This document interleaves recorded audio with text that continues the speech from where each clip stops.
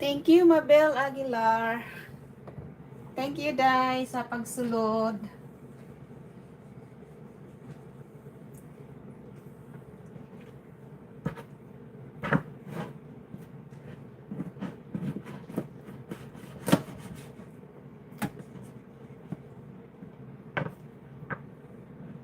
Hello, Atilaw.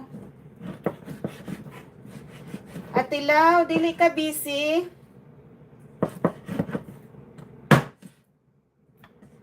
Dili ka busy, Atilaw? Yes, Day, may nag-request. Request sa ako ang anak na magpaluto siya. Kay dapat muadto mi og kuan karon Montreal. Di na usab ako una kay nalagi ko'y daghang buhaton. Hello, Jeline. Ay, Jeline. Sis Jeline. Wala na ko kapananghid nimo pag naghuman ka sa imong live ganina.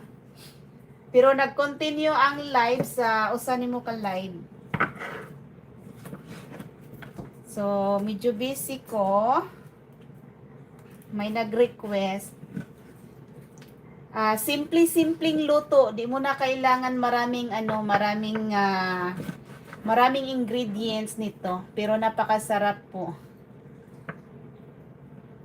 Thank you, Mrs. Anton in Australia. Good morning, or good evening. So, maraming salamat sa sa pagsulod, sa pagpasok sa live natin.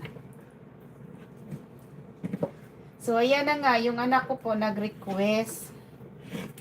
Kaya siya yung nag-shopping na lang kami ng food para sa konsumo namin kahapon. Pero siya yung bumibili. Hello, Sis Merly.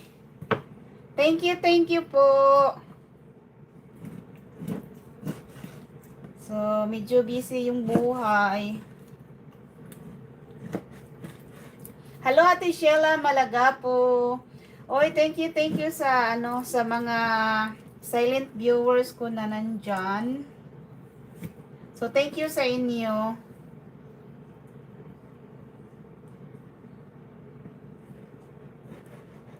Thank you. Connect everyone. Gusto ko lang sabihin na yung ibang nandyan, lang yan sila, mga silent viewers lang yan sila. Hindi sila nag-upload ng mga videos. Thank you, Sis Merly.